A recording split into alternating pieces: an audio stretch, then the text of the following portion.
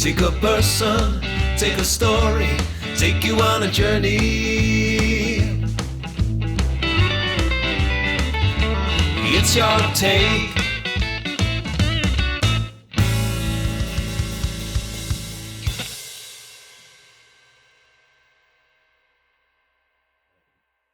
On today's Your Take, I'm joined by a former glamour model who appeared in magazines, newspapers and television in the late 1990s to the early 2000s.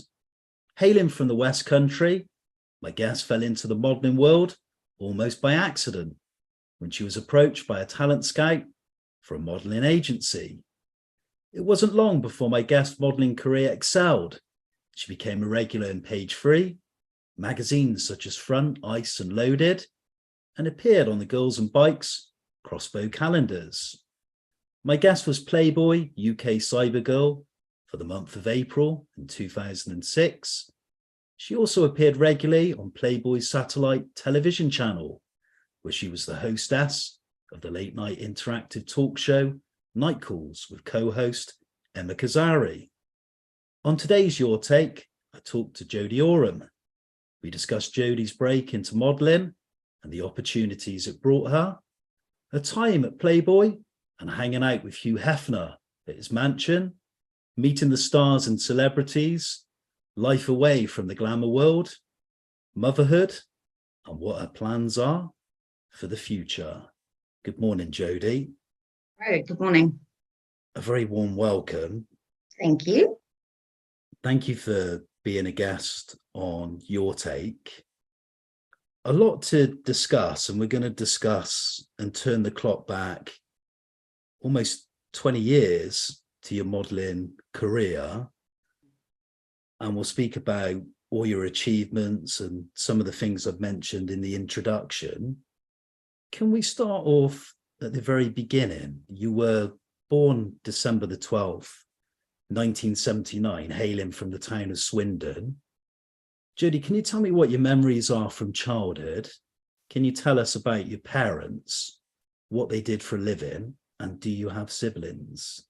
Yeah, so I have, well, my mum, she kind of did loads of jobs, bless her, to get us through hard times. My dad left when I was 18 months and didn't see him again until I was, I think, 13. So he was absent from our lives. And then I've got two sisters, Tara and Cindy. They're older than me, very close to them. It was tough upbringing. You know, it wasn't easy. It was different in those days, you know. Parents were harder. You just got on with it. Because my mum was raising us, she worked 3 jobs. So we never really saw her. So my older sister, Tara, was one that really raised us. We were brought up, it was, mum owned the house, but we were very poor, very poor. And yeah, it was just hard. And, you know, we got into a lot of fighting and, you know, I was a little fighter. Yeah, it was survival. So I'm surprised we've turned out the way we have as girls. I want to talk about your family upbringing. You've mentioned coming from a broken family and your father being absent in your early life. Can we sort of move forward and talk about you rekindling that relationship and how that actually happened? We didn't really rekindle it. He came into our lives again. I remember he took us out for a steak, and we'd never had steak before in our lives. So for us, it was like going to a restaurant and having this steak, and like people asking me how I liked it cooked. I've never had a steak. I wouldn't know, you know. And then we went out for food, me and my sisters, with him and his new wife. And then we stopped all contact again. We decided we didn't want to see him, didn't really like him as a person. He wasn't a kind person. And then he came back into my life when I was 17, when I was just starting modelling. And that lasted for, I don't know, not even 6 months. Then he went back out my life. I didn't want him in my life. He was a bit obsessed with me rather than my sisters, shall we say. So it was never a healthy relationship. And then he came back in my life again when I must have been 24, and then went out my life. And I do speak to him now and again. I text him. I've seen him a few times. He doesn't see my sisters, so that's always a bit awkward. It's a really strange setup. It's very strange, and it's not your normal father-daughter. You know, he doesn't know me. He doesn't know me as a daughter, shall we say. So it's not like I look up to him or I see him as a dad. I just see him as another man, which is really sad, you know.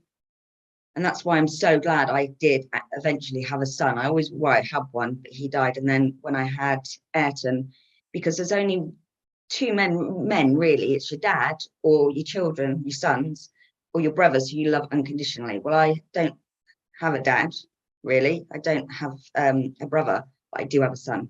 So I know what it's like to have a male that loves you unconditionally, and it is amazing. So I'm so glad I've got a boy for that. A tough upbringing. You've mentioned about this very strained and unusual relationship with your dad. Mm-hmm. I wanted to move on to schooling and the early part of your education. Tough times at home, but do you have fond memories of your time at school, and how did you get on with your GCSE exams, and did you have any early career ambitions? Yeah, I enjoyed school. Secondary, when I turned up, I was a rebel. I used to have lots of fight. It was a fighting school. It's Wootton Bassett. So when you first join, if you want to be the main girl, you have to fight your way through it, and you used to fight down the field. And I used to fight a lot, so that was fine for me. Regarding school, I found education very easy. I was very lucky, considering I was hardly ever there, because I used to skive off a lot, as I'm sure that my teachers would tell you. Yeah, I did well. I got all A's, B's and C's apart from an F in childcare, because I thought it was going to be really clever. My sister did childcare, then my other sister did childcare, and they did coursework. So Cindy copied Tara's coursework and got away with it. So just copied it and gave it in. I thought I could do the same. I got caught. So I got a fail because obviously I stole my sister's work. And then German, I used to go out clubbing when I was 15 with a fake ID that you used to get from the back of the magazines. And I went out clubbing that night, the night before, and it was my oral German exam the next day, and I was the first one in. And I was still drunk, and they knew it, so I got a fail for that. But all the others, I got A's, and I walked them. I found it really easy. So yeah, I was a bit of a rebel. But and then when I went to college, I did psychology, sociology, and English literature. Then I didn't like English literature. I found that I wasn't that great at it, which then I went on to get an A-level for later on. But so I ended up doing business studies instead. And that's when the modelling all came into place. We'll come into the modelling shortly, but I want to pick up on you saying about being the rebel, the wayward one, but also having this, academia, you're very good at academia. But let's talk about being a teenager in the early 90s. What are your memories of adolescence, and what were you interested in during that period? And can you describe growing up in Swindon during the 90s and during that kind of cultural period? I loved it, to be honest, but you got away with far more. Like, I used to forge a letter from my mum, and my friend used to sign it, and that would get me out of school. And I did enjoy my teenage years. I enjoyed, I had quite a few. I loved guys from the day dot, funnily enough. So I always had boyfriends, and yeah, I was actually brought up in Wootton Bassett, so we didn't have much to do with Swindon. And when we went out clubbing, it was West Swindon. So it was quite a nice place. It was I don't know. I thoroughly enjoyed my teenage years. Yes, it was tough, and yes, there was, I could see how some people, like my sister, she hated it. She hated school so much. But then she was dyslexic, very dyslexic, Cindy is, and they didn't work with that. And she was in a really bad year. And Cindy wasn't like me or my older sister. She wasn't a fighter. She'd walk away and be a bit scared. So she was bullied quite a lot. And I could see how that would happen in that school. But I used to have to defend her. So I used to get in trouble for her as well.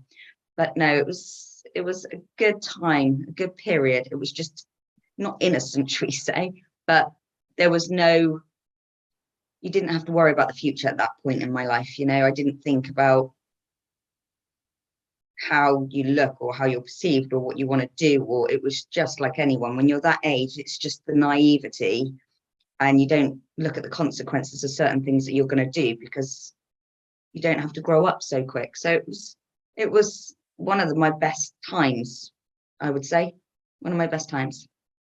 Jodie, let's talk about the break into modelling, but the story behind it, because you're studying for your A-levels and you were approached by a talent scout named Karen May, around the James Paul agency. How was that approach made, and what were your initial impressions of Karen and the advice she gave you?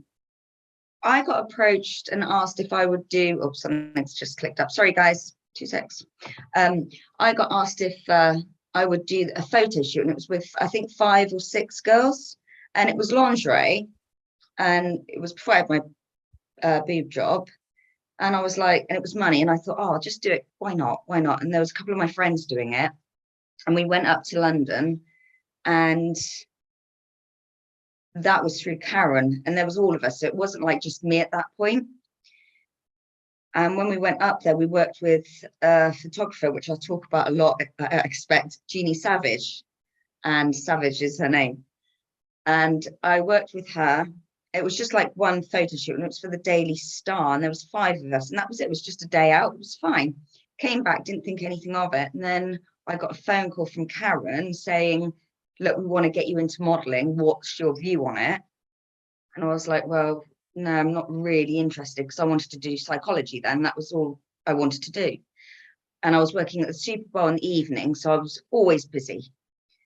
And she was like, well, just would you consider doing a photo shoot with me and see if you can get in front of the camera? And I was like, God, okay. She was like, I'll pay you. I was like, right, okay. So I did that, and then she sent them off to someone in London. I think it was like Daily Star. And then next thing, I've got a call to say that they want to do a documentary on me, and another girl come in, Amanda. She did really well, bless her. And they put us up against each other, which was quite cruel. And they offered me to get a free breast implants at 17 if I do one topless photo shoot for them. And I was disgusted. I was not doing that. And I wasn't even ashamed of my boobs when they were small. I was a girl that would go topless on a beach. I wouldn't even think twice. But to do that, I was like, no. And I turned it down. And then I think the money kept going up and up. And I'm working at Super Bowl. I'm doing 3 A-levels, about to take on a 4th, because I was going to do another one whilst doing the 3. And I just thought, God, I just need a bit of a break. That money would think what it would do. I thought, that's all my driving lessons in one. So I was like, okay, so I went along, had all the operation surgery done by Transform, who were brilliant, to be honest. And then that's when I went up with Amanda to do the photo shoot with Jeannie Savage. I could go on and on and on, but you'll probably want to ask questions before I move on. Young, I guess, impressionable at the age of 17, and ridiculous. A woman's there kind of offering you this golden ticket to opportunity and wealth and success and a better lifestyle that you've never seen in your life, coming from such a tough background. I wanted to backtrack slightly and ask, what were your parents' reaction when you told them about Karen's advice to give up college, get a boob job and join the agency? And And what made you, want to follow her advice and pursue this career? And how did you go about raising the money to undergo the operation? I didn't raise the money. They gave it to me free. That was the agreement. So I didn't pay anything for the operation and the surgery. It was because Melinda Messenger had hers done with the same company. And I was from Swindon also. So it was a big kind of hoo-ha thing. And I was having the documentary done about me, Swindon Super Babes. But no, I was not going to go into the modelling world at the beginning. I was going to do this one photo shoot, have the operation, and get out and come back to college. That was my intention. At no point did I want to be a model. At no point did I have any interest in it. Then slowly, my dad obviously had no view because he wasn't involved at this point. My mum was very wanting me to quit college, very much wanting me to do the modelling. Ever since I was young, she used to always say, "You're going to be my famous one. You're going to be the one that pays my mortgage off." It was drummed into me from a very young age. You know, beauty contests, all these things she used to put me in. Not in a nasty way, but she really wanted me to do it. My older sister, who's like my other mum, completely anti it, like was so up against it. It was unreal. And she was the one that was like, "Jo, don't do it. You know, it's not a good career choice. It's not great for your confidence." And it's not. It doesn't boost you. It brings you completely down. It's the complete opposite to everyone thinks. But then I just started listening, and then the documentary started, and then there was more job offers, and I was just like, and you slowly just get sucked into that life. You get sucked into having this money that you never had. Like, I went through a stage where I was a teenager where I used to have to steal my food in the canteen just to eat at lunchtime. So I've gone through all that to then have this money put in front of me, which is unheard of, absolutely unheard of. So that's when I decided I'm going to give this one a go, going to give it a go. I never really thought I was pretty enough or anything, so it all shocked me.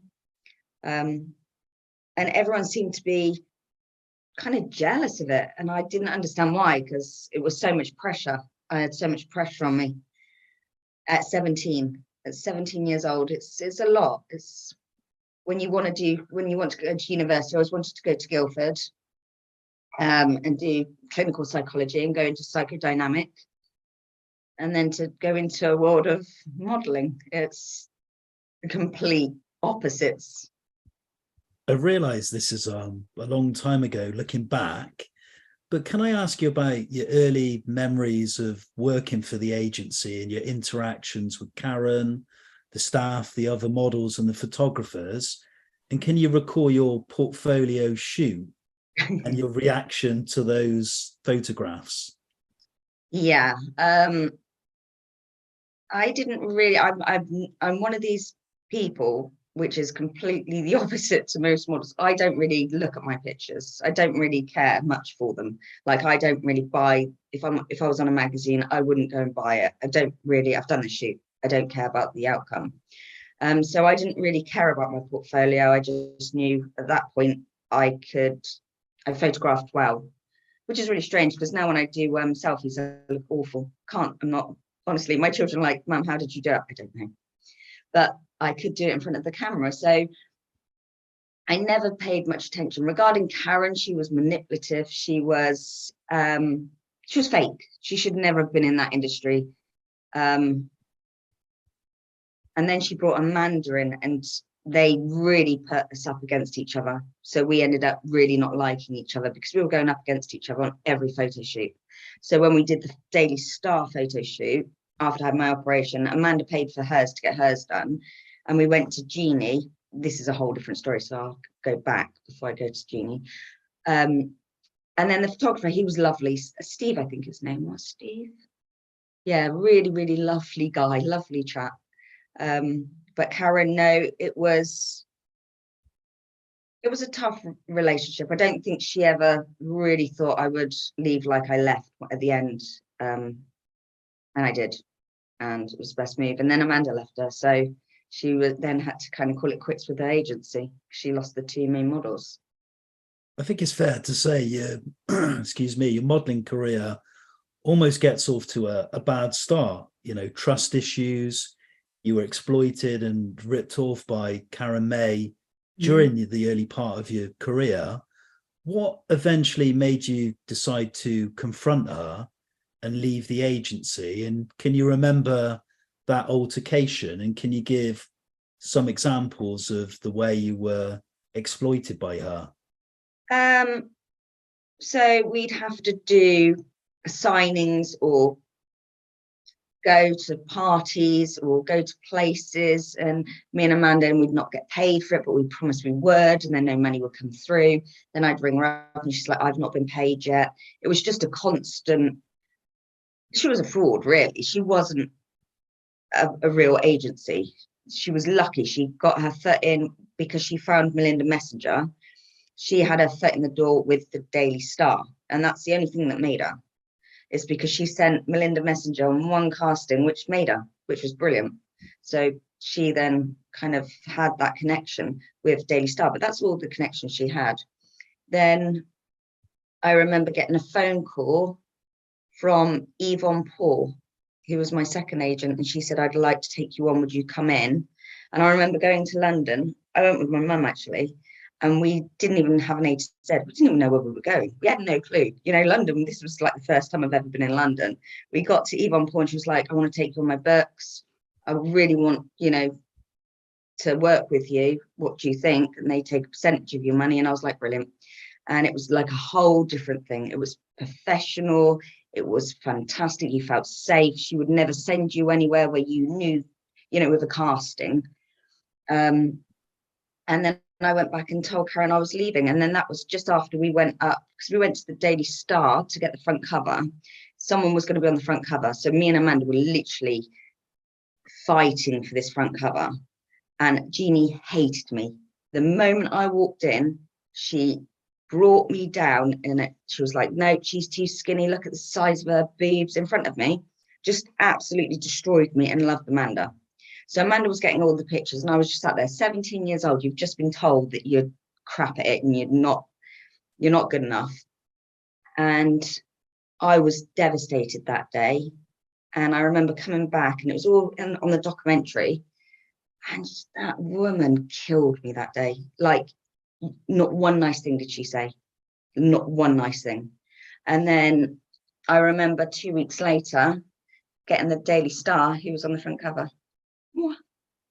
And then I just thought, fingers up to you, Jeannie Savage. And then I went to another casting with Amanda, and this was with a guy, Viv Thomas. That was it. Oh. And it was to go to Portugal for a week. And me and Amanda went up, and I got that job as well. And I was just like, do you know what? I'm doing all right, actually. And I refused to work with Jeannie for years. She asked to work with me for years and years and years, and I refused through Yvonne and Carsten, IMM. And then Carsten said, look, she's happy to give you an open apology in front of everybody. Just do a page 3 with her. And now I get on really well with her. Now I get on so well with her. I've been on trips with her. Saw her probably about 8 years ago, actually, because I went up, to see Stephen, my makeup artist, and he was shooting, and Jeannie was there. So yeah, it's all sorted now. But yeah, Karen, she was just, so I came back and I said to her, no, I'm off to London. And she told me that I'd never make it, I'd regret it, you name it. And I never looked back.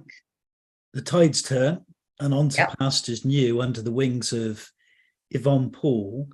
I wanted to ask you, how comfortable did you initially feel posing nude for the camera? And can you talk about some of those early breakthrough glamour assignments, and how do you look back at those? Well, at first, I think once you do the topless shoot, once you do the initial one, it becomes really easy because you don't think about it. Regarding nude, I've only ever done nude with Playboy. I've never done a photo shoot like nude where everything's where it's closed or hiding, or I've never done a legs open thing. But I wouldn't mind, as long as I trust the photographer, and I know that that's the agreement that Yvonne always used to write to them, that if I do a photo shoot and anything does happen, if it's a nude, if it's a beauty shot, you have to make sure that no pubic hair or anything is showing. So that's already been signed off. So I know that if anything is shown by law, if they use it, Yvonne would have sued them. And then what was the other question? What was my main ones? Oh gosh, my best job I think I've ever had. And it sounds really crazy, but it's the very, very best. And everyone went for it. Fashion models, glamour models, we all went for it. And it was for the billboard of Time Out. And I got it. And it was me fully dressed as a superwoman, I think it was, something like that. And it was on all the billboards in London and on the Time Out cover. And no one gets Time Out. So it was that's one of I think, my best job. It wasn't even that amazing money. It was out of the glamour. It was more kind of into fashion, but it was just amazing walking around and seeing yourself on a billboard in London. My brother-in-law actually took a picture of it and he was like, Jodie, I've just come out of work and I'm looking at you. And that's kind of cool. The next chapter now, and let's talk about a huge opportunity for you. And that was approach made by Playboy. Can you remember your reaction when that opportunity happened? And what was it like becoming the Playboy UK Cybergirl for April 2006? And do you think that opportunity raised your profile and presented you with more modelling work? So Playboy came to me when I was, I had to pretend I was older. I think I was 19. And there was doing like about night calls and stuff. And I wasn't in a good place at that point in my life, in my personal life. So I remember going for it and thinking, yeah, and I didn't realize it was going to be as extreme as it was, shall we say. You know, I knew I'd have to kiss it. I just didn't think it was I never researched it, but I went for it and got it over loads and loads of girls, and they paid amazing money for night calls. And then after that, I then went on to doing all their like adverts and stuff. And then I was the one, you know, like you said, I was a cyber girl. I was the girl, if you look back at it, I was the girl that presented and interviewed all the other cyber girls. So I was doing Playboy constantly. I was contracted to them. I was the one that was contracted. And I did that for years. I was contracted to them. So that was lucky to get a contract with Playboy because they paid good money as well. Whereas all the other girls, they just come in and be a cyber girl. And then when I did my centerfold, that was where I was a bit like, oh, I'm not sure I want to do a centerfold, but I did it. And yeah, I don't think I really enjoyed doing my centerfold. I don't really remember much of it, which is a bit strange. And then going out to Playboy to represent Britain. That was a different thing as well. That wasn't good. I want to stick on the theme of television if I can.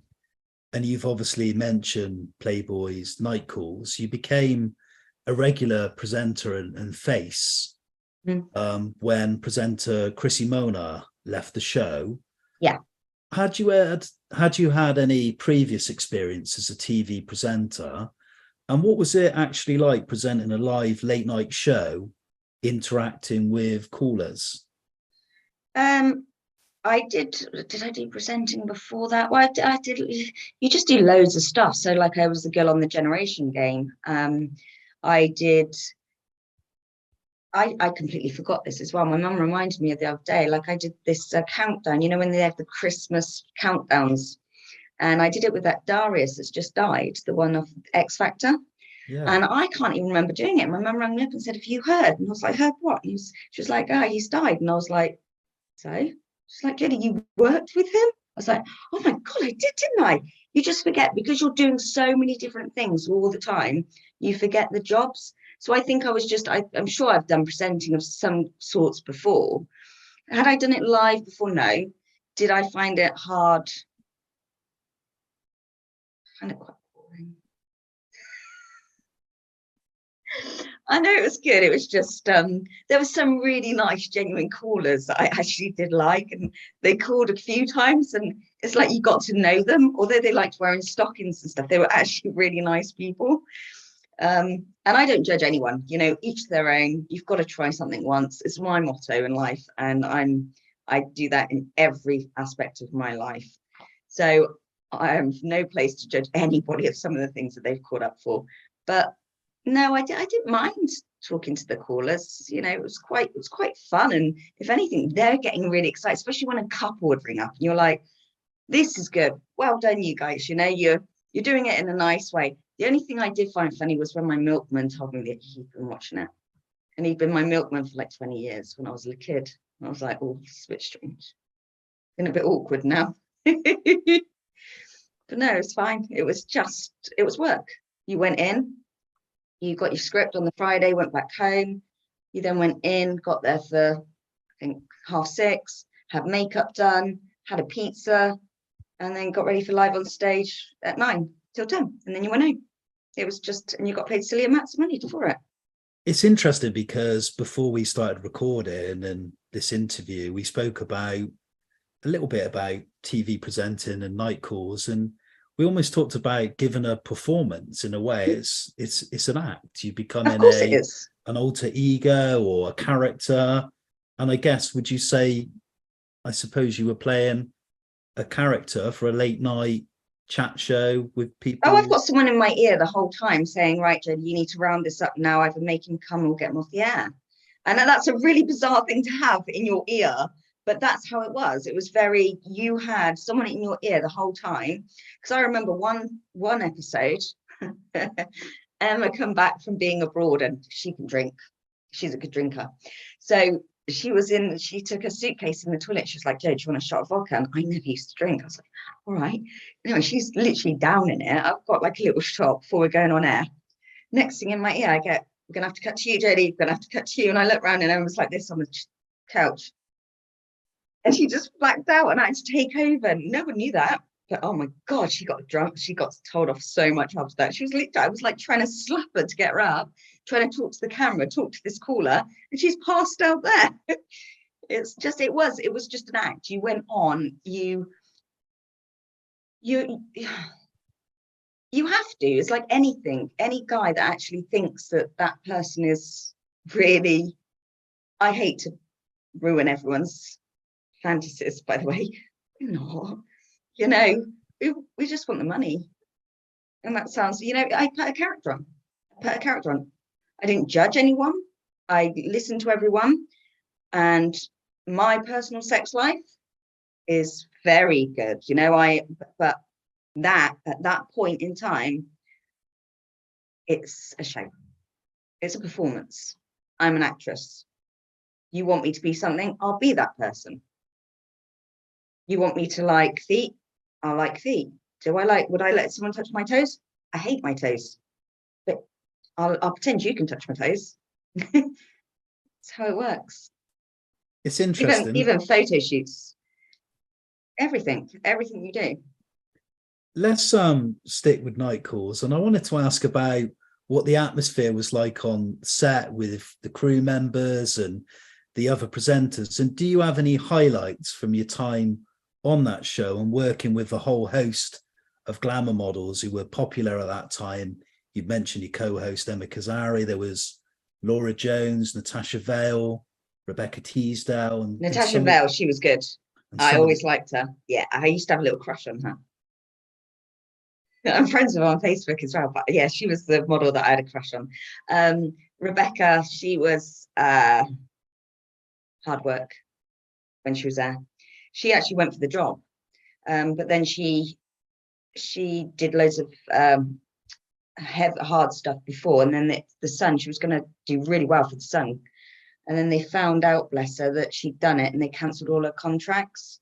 But as we got her, she was just signing all these contracts, so she was really reluctant to do anything. So to have her sat in the middle of you, having someone so nervous as well, which we completely understand, because she's already signed up for it, but she's jeopardizing her contract. That was a really tough hour. I found that hour hard work.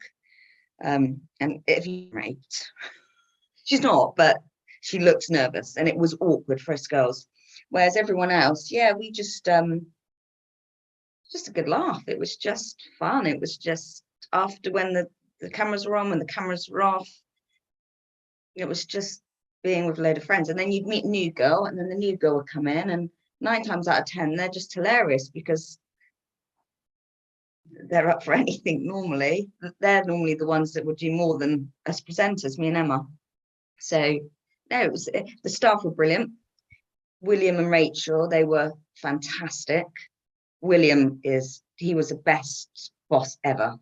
He was such a nice guy. And then him and Rachel got married, so it was nice. Yeah, it was a lovely little family connection. And then Ali, she used to look after me all the time. That's who I went over to America with. Yeah, it was good bunch of people. It was a laugh. No one, we laughed at so many things. Like if a certain caller said something, we would laugh about it. Or I'd get some fan mail, and then one of them would read it out, and it's quite funny the things that they come out with, and you're just like, oh my gosh. But no, it was just nice. It was a safe place. And interestingly, you mentioned about this almost feeling like family or on set, and you got on well with most of the crew and your boss you've mentioned and some of the other presenters. But in any walks of life, there's always rivalry, whether you work for a corporate company or ego gets involved. Is there anything like that with any other models? Nope, not at all. Me and Emma, there was 10 years difference between us, but we got on. We knew what we were doing. We'd have a laugh. No, there's no rivalry with anyone. No one. I think it helped because you had your 2 main presenters, which was me and Emma, and then everyone else would come in. I think it's for a week or 2. I can't remember, for a couple of weeks. So they kind of knew that there was no rivalry because it was like the main, and then you've got the girl. So no, me and Emma never had any at all. No, it was easy. Jodie, modeling jobs, photos, different story. Jodie, let's move away from your time at Night Calls but stick on your connections working with Playboy, which created other opportunities and meeting people in the celebrity world. What were your interactions like with other Playboy models? And can you recall your experiences of your time at the Playboy Mansion, where you met, and I believed you interviewed Hugh Hefner? Yeah. With the English Playboy girls, we all got on. There was no, so we'd have to go and have our bunny outfits on and go to night. Go when they're out, and you just had to just walk around, and people would ask to, like VIP people would ask if they could chat to you, so you'd go over and they chat. No one was allowed to touch you. And my boyfriend, my children's dad, would come with me a lot of the time, and he'd just sit in the club and have a few drinks. There was nothing to worry about. It wasn't seedy. You wouldn't be jealous if you were going out with me while I was there, because you're protected. Anyone touched you, they'd be out. Regarding the Playboy Mansion, that's a whole different ball game. I'm glad it's all coming out about it now. That's all I can say. So I went over for a while, and I stayed in the Beverly Hills Hotel, and I had to do loads of Playboy jobs. They do like a radio thing on like the Night Calls in America, so I was on that as well. I had loads lined up, and then the Playboy Mansion. So I went to the Playboy Mansion. I had 2 of the Playboy people that work there with me, and my agent come out, Carsten, from IMM. So I was looked after. So I got there, and it was cool. You had like Paris Hilton walking in, you name it. You had everyone walking in. You had what's her name? Dean.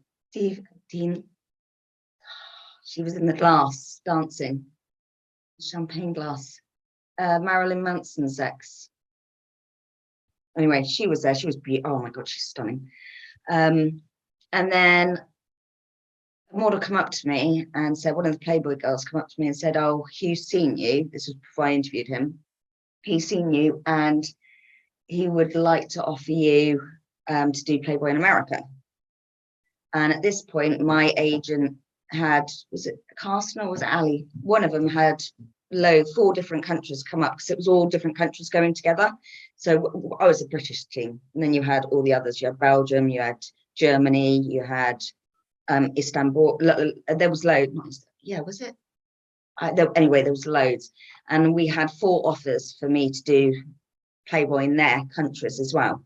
And then now I've just been offered, do I want to do Playboy in America? So I'm like, yeah, gotcha. That's like cha-ching, cha-ching.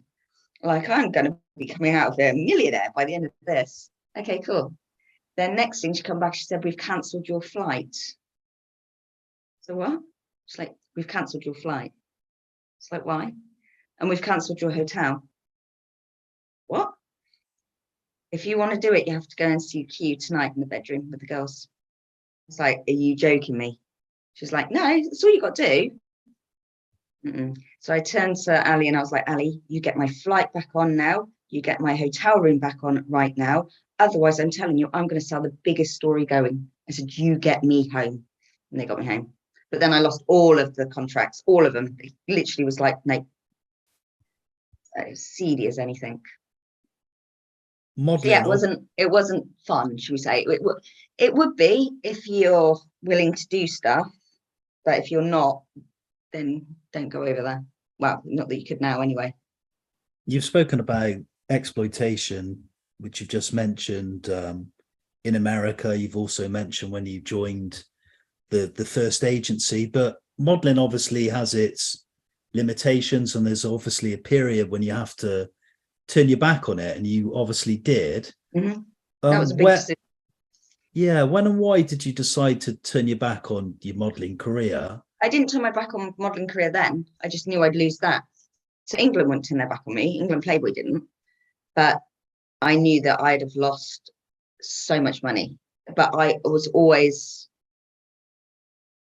one of these people that would never be bought, would never do something if, and I've got to say in London and with IMM and Yvonne Paul, I was never, ever felt like I was in a situation where any of that took place. London, England, that it's class, it's classy.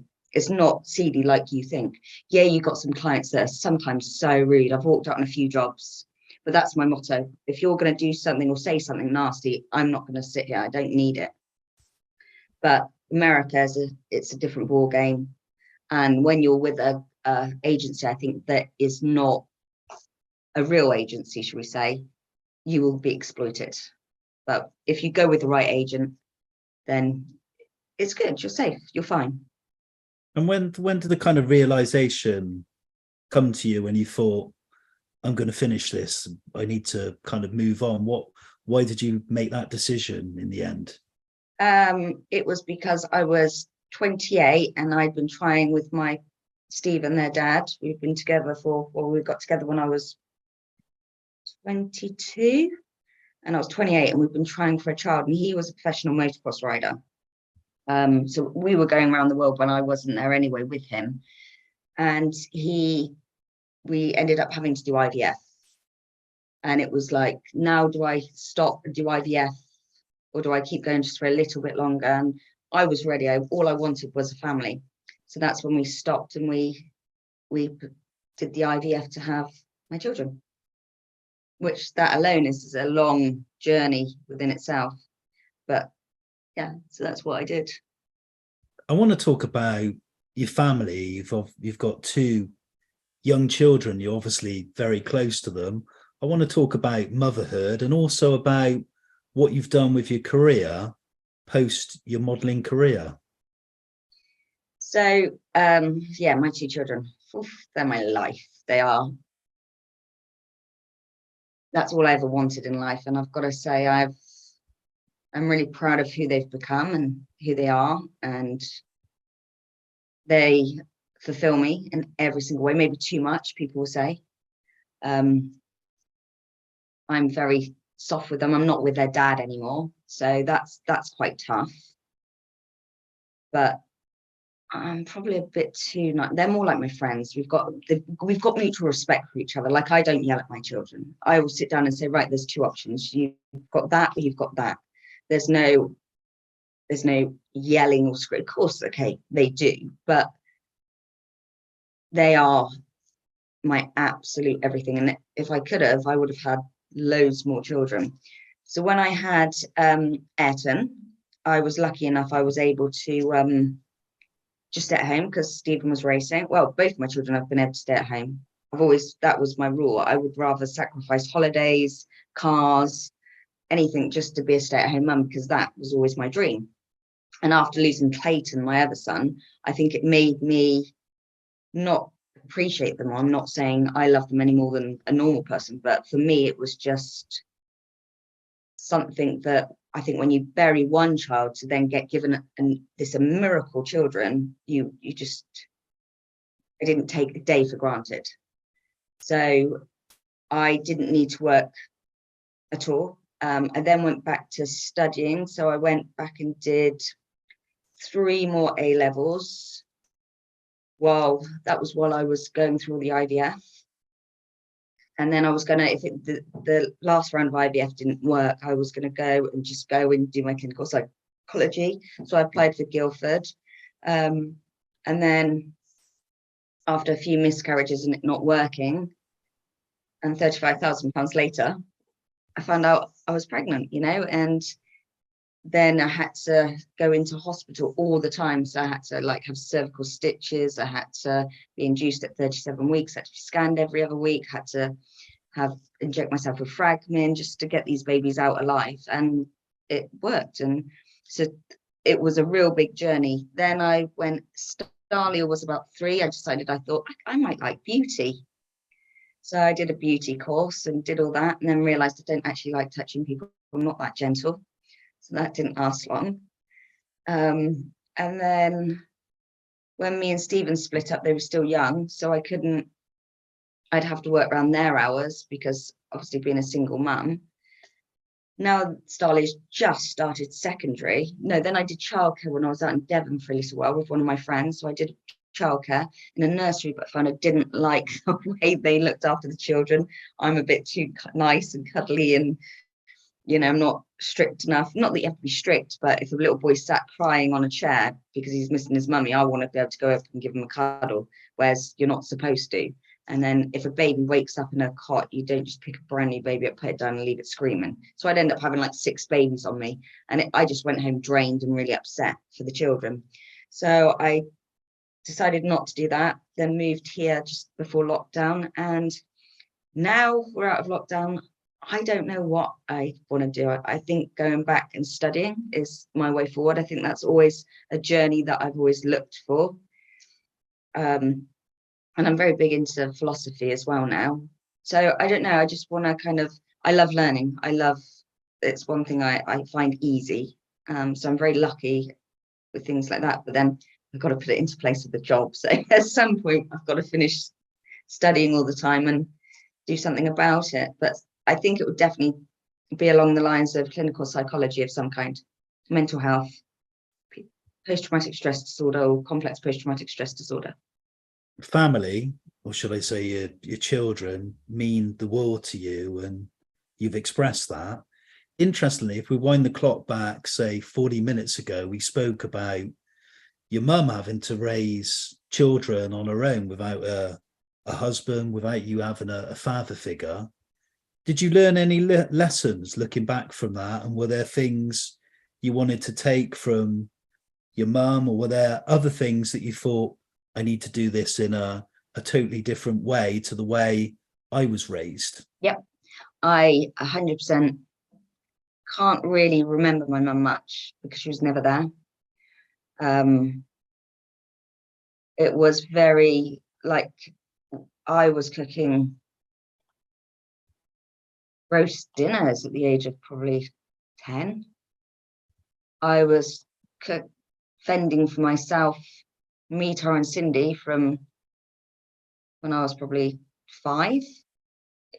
There was no parent guidance. I didn't have anyone to go, it's okay, or would you like some dinner? We got home from school, even at junior, and it was a piece of toast. Or I'd go around my friend's house and I'd be kicked out when they're about to have their tea and know that I'm going home to just whatever I can find in the cupboard. So we never had, on our birthdays, it was a major treat. You had a choice of chops and mash that mum would cook, or you could have a Chinese with just a few dishes. And I'd always go for the chops and mash, because home cooked food I never had. So it was just like, wow. So with my children, they always have nice food. I love cooking. I've taught myself to cook, because no one in my family cook apart from me. So I host all the Christmas dinners, I host everything. But I love cooking. I've instilled it into Starley. She loves cooking. Ayrton doesn't care. He doesn't even know how to turn on an oven, and he's 13. But I don't mind that, because the innocence is going to go soon and he's going to have to do it. But I love them coming home. Like, I've got a stew on now. I put a stew on this morning. So, and I love I do it properly, home cooked. We had a home cooked spaghetti bolognese last night. I want them to always come in to nice, hot food. That's the most important thing. I don't want them going hungry. I don't want them to ever feel like when they're at school, they have to like steal food because we have no money. And I want them to respect me, and I want to be their friend, not just tell them all the time what to do and how to do it and yell at them. And, you know, it wasn't a fun upbringing, and I just want to turn all that around. Now in the present, and you're in your early 40s, what's your relationship like with your mother now? And a little bit of role reversal, has she changed in any ways? Because now she has 2 grandchildren, or perhaps more grandchildren with your siblings as well. Yeah, she's definitely changed. I can see why she was the way she was. I do understand it. You know, she's lost the man of her life. He's just walked out with her with 3 kids. She would rather work than stay at home with children. But now I've got my 2. Our relationship is good. Frosty sometimes, but good, because I struggle to sometimes understand why this happened or that, rather than I need to just go, it's done, it happened, let it go. It was different back then as well. But with my 2 children, I would have loved that mum, because she is amazing with them. I mean, amazing. Like, they go around there, they do the homework with her. She loves doing it with them. I've moved back here. She lives probably not even 5-minute walk from me. She absolutely idolizes them. So she is the grandmother that I wish I had as a mother. But she definitely regrets it. And it's funny, we went for a coffee the other day, and I said I might be doing this, and she said, I really regret pushing you into it. She said, because you could have gone so far with your psychology. And that's the first time she's ever apologized for pushing me into it. And she's like, I'm really, really sorry. And I was like, well, it's a life lesson. I learned so much from it. I wouldn't be who I am, where I am, what I'm doing now if I didn't do it. I said, and if anything, it's made me a stronger person, because I don't take people just from face value. You can be the most beautiful woman in the world, or the man, but if you're ugly inside and you're not a kind person, I have no interest in talking to you, you know. So I wouldn't, if I was looking for, because I'm single, if I was looking for a guy, I wouldn't go with just the look. I would have to, they could be not the best looking guy in the world, but if they've got a kind heart and they're generous and they're just sweet, yeah, it's my motto. I've learned a lot. I wanted to ask about relationships. This wasn't a question I had written down, but do you think being in the modeling world and men seeing you as an object of fantasy and desire, and for your good looks and your body and so forth, do you think it's been hard to have a strong relationship? Do you think that's been a problem in your life? No, I was with their dad for nearly 15 years. And we never cheated on each other or anything. I trusted that man. I trusted him immensely. We just unfortunately moved to Devon and slowly fell out of love for a while. You know, I think once Starley had come along, I think it was just a very different dynamic. I couldn't focus on him doing his motocross all the time, and he, you know, had me just looking after 2 tiny kids all the time, which was unfortunate, because I did actually adore him. Now, when I was younger, oh, that's tricky. I didn't really go into many relationships. I was a bit, I don't know. I don't think I do. I do see, as soon as they find out stuff about me, I do see a difference in them. Now I'm not modeling. If they do find out about that, I do see a difference in them, because then the first thing they'll do is research me. And that's the last thing I want them to do. And the unfortunate thing I've got is all my friends who did modeling, they're married, their names are changed. I've still got Oram because I've never been married. We put all our money to IVF rather than get married. So anyone Googling me that will know Ayrton or anyone around me, Jodie Oram, what pops up? Everything I don't want to pop up. So, so that's, I think that's why, but I don't know. No, I don't think it's, not now. I think it because I went through most of my modeling career in a relationship and in a stable relationship, I think I was lucky enough to miss all that. And Jodie, how do you look back at your glamour modelling career and the opportunities it's brought? Have you kept photographs, newspaper cuttings, video footage, magazines and so forth? And do you ever look back at the material, and what memories does it bring when you look back in retrospect? You know, all I have, my mum has a big suitcase of all my cuttings of everything. And I've never seen them. She was one that kept them all. All I've got is my portfolio that I used to take around. And I've got a picture up of me in the house, which was one of my last photo shoots. And it's just a beauty black and white of my face. But when I look back, sometimes I can't even remember doing the picture. And that's really strange. When you're looking back, you think, oh my goodness. And you're like, did I do that? And it's like, when I sometimes think, and I think about commercials that I did, and I'm like, I did that Pantene commercial. And you just forget. So I don't miss it. It was part of what I did, but all I was striving for is what I've got now. Really, just to be Jodie, to be a mum, and to be as kind as I can be. And you know, the funny thing is in the modeling world, I remember, because I'm always doing this psychology crap I love, and I did it so it worked out properly, but it was like around 98% of glamour models are brought up in single homes without a dad. And that makes so much sense, because they haven't got the male guidance and a man, because I never had someone I was modeling that loved me unconditionally. So all I knew was there was conditions on it, and it's all about your looks. And that's how you perceive it. Whereas if you have a dad figure, they're very protective of you. They're very look after you. And for me, that is not so much fashion, but very glamour. It's always a glamour side. There's only really a small percent that actually have a mum and dad that are happy. There you go. Jodie, one final question, and then we come on to the end of questions that we ask every single Your Take guest. I think about 100 have done this so far. We try and find out things that we've maybe not established in the last hour. Lastly, I wanted to ask, are your children aware of your modelling career? And I think I know the answer to this, but with the advent of platforms such as OnlyFans, have you ever been tempted to make a return? And do you have future career aspirations? And I also know that you're very interested in psychology. That's come up a few times. And would you like to pursue that and become a qualified psychologist? Right, first question. So my children, yes, my children do know. They've always known. Me and their dad have never kept it a secret.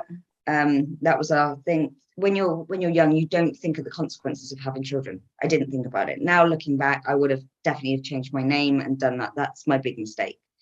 Because I know, Ayrton's 13. I know the sites that they're all going to go on, and I know he's going to get a bit of jip from it. I'm not stupid, if it's not already happened, that is.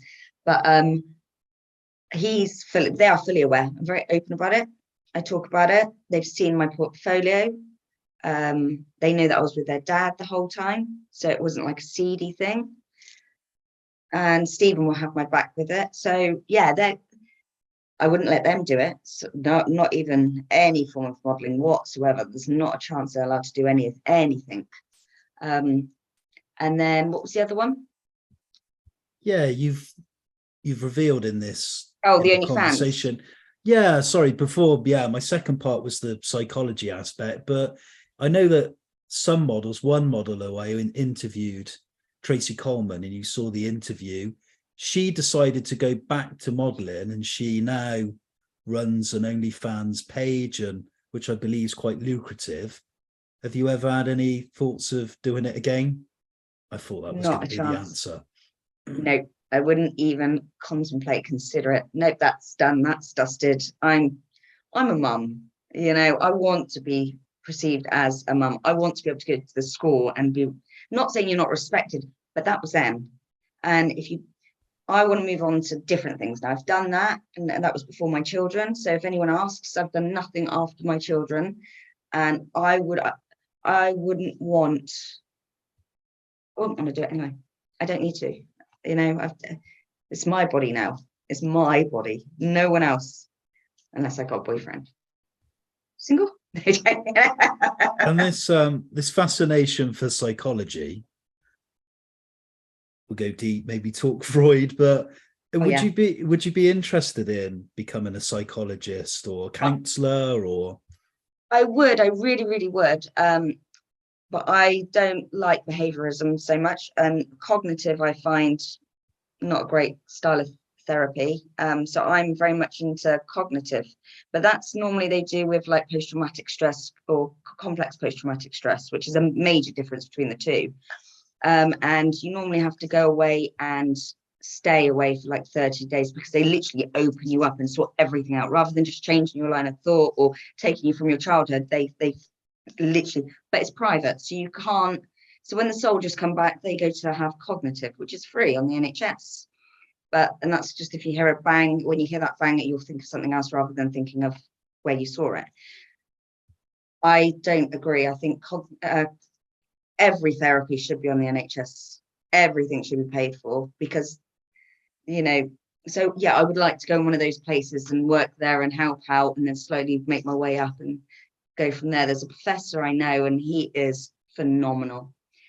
Honestly, he talks so clever. If I could work alongside him one day, even just at the bottom, that would be pretty impressive. So yeah, there we go. But then I'll probably end up just, I don't know, working in a bar. Who knows? I don't know. Just take it each day as it comes and see how I feel. And right now I'm just trying to really make the most of my children because it's going so fast and it's just going to go within a blink of an eye. So what's more important to me right now is just getting these children as strong and safe and independent and safe, so they just know that, you know, but out of their bubble, because they do need to make mistakes. They need to go, but they will always know that whatever mistake you make, I will be here. Nice, loving, wise words to end, but we've not ended quite yet. These are the questions we've asked every single Your Take guest. 13 quickfire questions just to find out things maybe we didn't know about them. Are you ready for this? This is almost like being in the psychologist chair. A couple of people said this is too hard, but it's not that hard. Here we go. Jodie Oram, question number 1. What's your favourite pastime? Giving birth. Sorry, I didn't catch that. Giving birth, having my babies. Something we didn't speak about, which I found out in my research, is where did you find all this about me, by the way? I can find out anything, trust me. And I found out that you were an avid horse rider. Is that still something you're interested in? No, I was when I was down in Devon, but now I'm back here. It's not like Devon is at Swindon anymore. It's not. You can't just go around the country roads. So I haven't ridden a horse for 3 years now, but yeah, I do love my horse riding. So does my daughter. Not enough fields. No. We now move on to movies. What would you say is your favourite film and why? Lost Boys. Easy. I used to have a mad crush on Corey Haim. Now when I watch it back, I've got a crush on his brother, the older one. But yeah, Corey Haim. And that was because of Lost Boys, because I was so young when I watched it. And it was when you have videos. And I used to watch and rewind and watch and rewind and learn every single word off of there. Oh my God, my brother, my goddamn shit sucking. Oh, wait a minute, my brother is a goddamn shit sucking vampire. Yeah, no, definitely The Lost Boys. That's easy. That's a classic. You need an acting career. Do you know? Did you know that Kiefer Sutherland is a pretty good country music singer? Did you know that? No, I didn't. I've seen him live a couple of times. He's brought out 2 albums, studio albums, I believe. I've seen him Oh, live, wow. and he's good. He writes all of his own material, I and wouldn't have thought that. he's got a good band, and he's got a good on-stage persona, obviously with a successful acting career and a dad who was a top actor as well, Donald Sutherland. Yeah, check him out. Yeah, I'll have a Uh, look at that. Movies to books now, but who would you say is your favorite novelist? Oh, that's tricky because I don't read just one. So I used to read a lot of Martina Cole. I used to read a lot of Leslie Pierce, but I do read, there's a book and it's called The Life-Changing Magic of Not Giving a Fuck. I like that And title. it is, honestly, I think I've read that.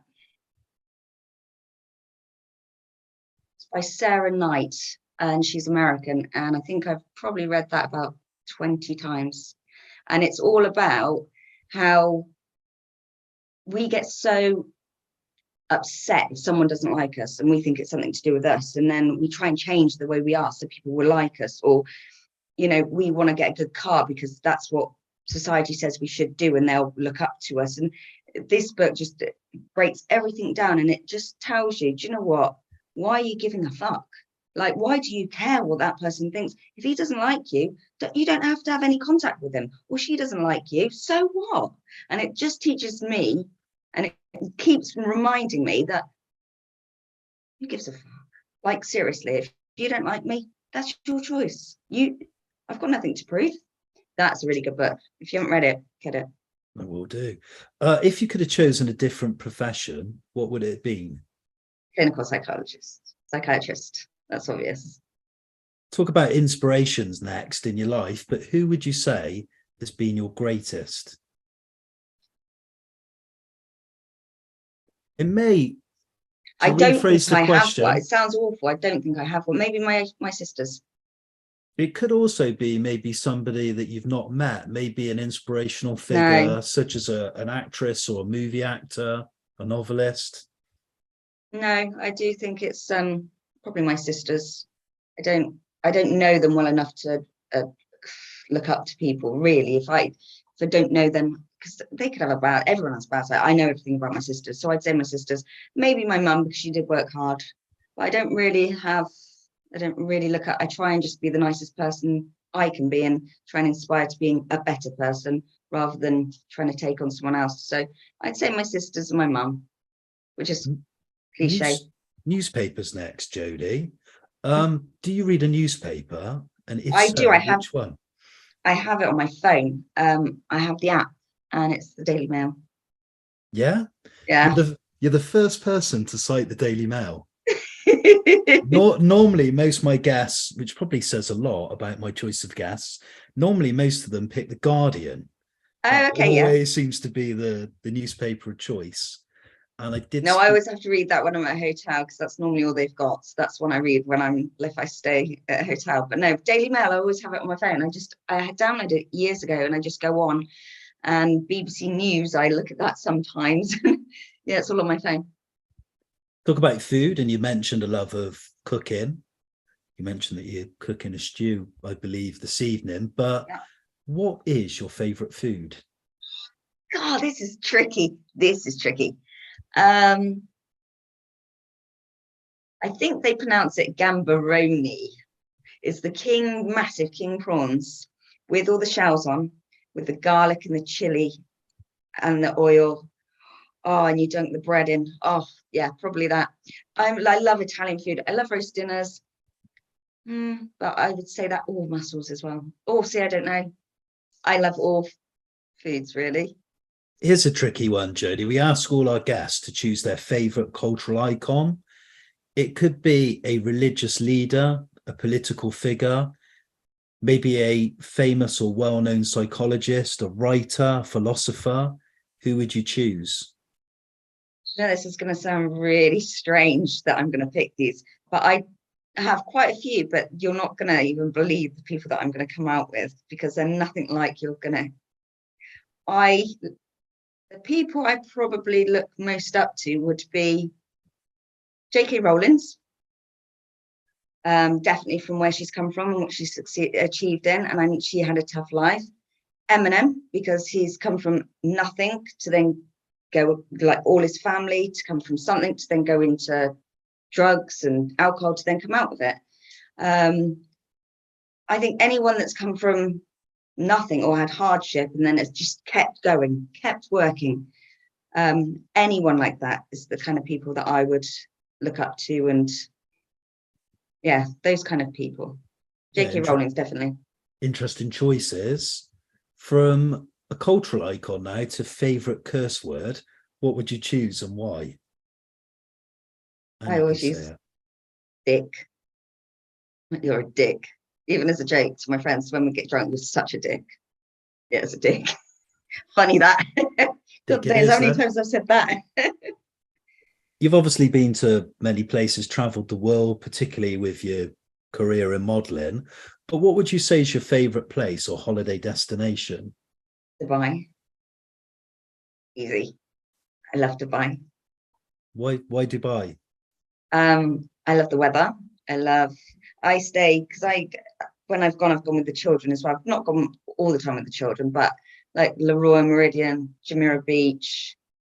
It's just, I just love it. You pay for it, so that's why I haven't been for years, but I just really like the sand. Man-made, it's just perfect, isn't it? But I do also, I'd say that. Cape Town, actually. Cape Town's good. I used to surf out there a lot when I was modelling. Just to go out there for a couple of months surfing. Cape Town's nice. Jodie, next one. Who would you cite as your favourite music artist? And what would you say is your favourite album? I love all genres of music. So I do not have a favourite. I go from Tracy Chapman to Nina Simone, all the way through to Stereophonics, In Excess, Creed, Powderfinger, Rihanna. I love my music. I love my music. So I would not be able to say I've got one favourite artist, not one. And as for albums, maybe U2, if I really, really had to, I did, and Goo Goo Dolls. I like Goo Goo Dolls, Iris. Yeah, see. Yeah. Which you mentioned a U2 album. Which one in particular? I don't know what the albums are called actually, because I just listen to them on my Alexa now. But With or Without You's a good one. Yeah, that's the Joshua song, Tree. whatever. And but I love my music, so I'll never be able to give you just one because I listen to all of them. And another little bit of research, I discovered that you've hung around in circles with musicians. I wanted to mention Jamiroquai because I actually found I thought I was going to get a picture of you pictured with Jamiroquai. Oh, wait, all of that. Yeah. Is there a story behind this, or it was just a brief meeting? Coincidental. We met when I was so there's a Morgan Freeman. He's a painter. Amazing guy, absolutely amazing. I thought you meant the actor for a minute. No, and he's so clever, and he did a painting of me and JK when I was modelling, and I went and we did it, and then we got chatting, me and Jay, and got on, and then that night, the picture you're seeing, I'm at Playboy party, and we got chatting, and yeah, we ended up in a bit of a relationship for a little while. So yeah, was with him for a couple of years. Yeah. Oh wow. And then I met Stephen, their dad. So the things you find out in an interview. Last two questions, Jodie. What would you say is your greatest achievement to date? Oh, come on, you're gonna know what I'm gonna say now. My children. That's so obvious. And Jodie Oram, we've come to that final question. How do you wish to be remembered? Being a really kind, nice, good mum, and just doing my best for people and just being kind. That's it. Thank you for taking part in the interview. It's never easy being interviewed, I don't think, particularly revealing aspects of your life that maybe you don't want to speak about.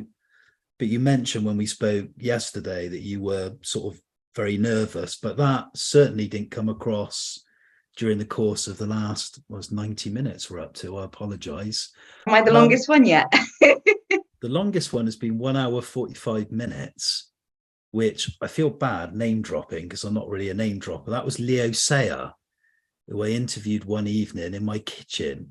He was in Sydney, Australia. Oh, wow. And he did like to talk. He was an interesting guy. It's been a fascinating insight from a very intelligent lady who's very, very well read, very interested in some interesting aspects about life, philosophy, psychology. You've mentioned a lot. And it's just been interesting about your perception of the modeling world and maybe things that outsiders wouldn't necessarily know about, you know. That's why I find it so funny that they stand in judgment of a model. So they just assume that they're kind of not stupid, but they have a certain thing in their head of how they are. And I find it very interesting when they do that, because a lot of the models are very clever people and they're not stupid. If anything, they're the people buying all this stuff are the stupid ones, because they're raking it in. And to judge that person, normally they're very good at business. Models are.